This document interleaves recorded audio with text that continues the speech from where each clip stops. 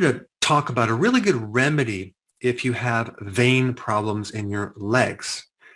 But the first thing I want to talk about is what actually is the venous system and how does it differ from the arterial system? Well, veins carry blood from your legs and your fingertips back to the heart. So they're carrying the blood that is deoxygenated without oxygen. And what's unique about veins is it doesn't really have a pumping system.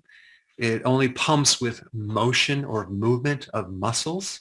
So if you're sedentary, if you stand a lot, then you may have more vein problems. But we have all these different arteries that go all the way down to your feet and your fingertips, and then they go into tiny little capillaries, and then the oxygen and nutrition is released into the tissues, and then it comes back up to the heart through the venous system. But you also have a venous system that's connected with your digestion, which carries the nutrients from your digestive system back up through the liver and then back to the heart. That's called the hepatic portal system.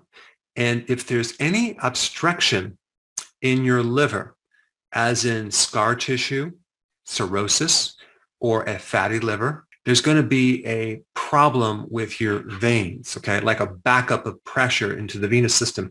You can pretty much think about the liver like a sponge, right? So if the sponge is filled with something that's obstructing the flow of fluid through it, whether it's some scar tissue or fat, then the sponge can't work. It's not going to be able to hold the fluids. It's not going to be able to function correctly. And it's definitely going to create a backup of pressure if this sponge is connected to some plumbing. Just like if you had your water filter completely plugged up with a bunch of dirt and things, it's going to back up pressure. So in certain parts of your house, you're going to have a lack of flow, and other parts you're going to have increased flow.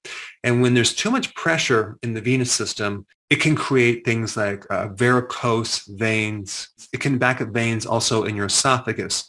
That's called esophageal varices, or veins in the lower rectum, which is called hemorrhoids. Or it can affect these veins in your stomach called gastric varices. So one big cause of vein problems is the liver. But today I want to primarily focus on something called chronic venous insufficiency, where you're getting a problem mostly in the lower part of your legs, where the vein circulation is not moving. One term for this is chronic venous insufficiency, which then causes varicose veins and spider veins and phlebitis, which is inflammation in your veins, or even potentially something called deep vein thrombosis, where you're getting clots in your veins. Some of the symptoms that are related to a lack of flow in the venous system is number one, heavy legs. Number two, swelling in the legs and ankle, pain in the legs, restlessness in the legs. The skin is going to be affected. So the skin might look shiny, or it might give a leathery appearance. You may lose your hair in your legs. It might be itchy, or you might have a color change in the lower legs.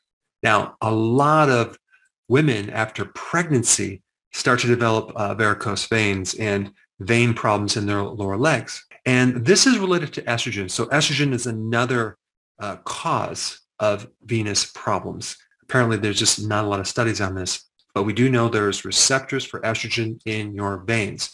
And so if you have too much estrogen, that can affect the vascular system. And this also happens in men too. And what happens with women when they get through menopause, their estrogen goes down, but their progesterone really goes down. And so this gives kind of an appearance of a high estrogen to low progesterone ratio. So even though they have low estrogen, they have extremely low progesterone. So this could be considered as an estrogen dominant situation.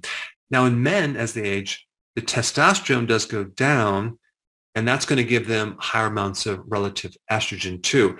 And especially if their liver is damaged, because the liver is a key organ to regulate or buffer this estrogen. So that being said, the number one best remedy for vein problems in your lower legs is this red vine leaf extract. And I found this data in a patent where they had all this additional research. And of course, this patent was probably based on the huge study they did. It was a randomized, placebo-controlled, double-blinded clinical trial on quite a few people who had mild to moderate venous insufficiency. Now, the amount of red vine leaf extract that they used was between 360 to 720 milligrams per day for 12 weeks. And the results were significant.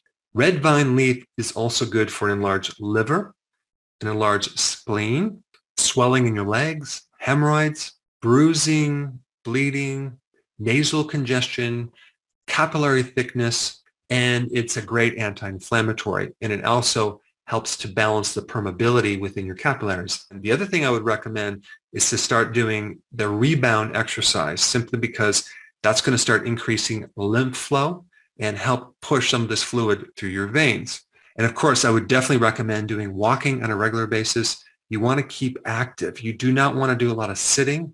You don't want to do a lot of standing. Now, if there is a liver problem, which is very common in these cases, the remedy that I would recommend is called TUDCA.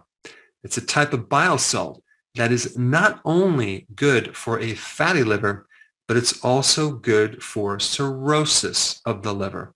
And TUDCA will actually increase the flow of bile through the bile ducts.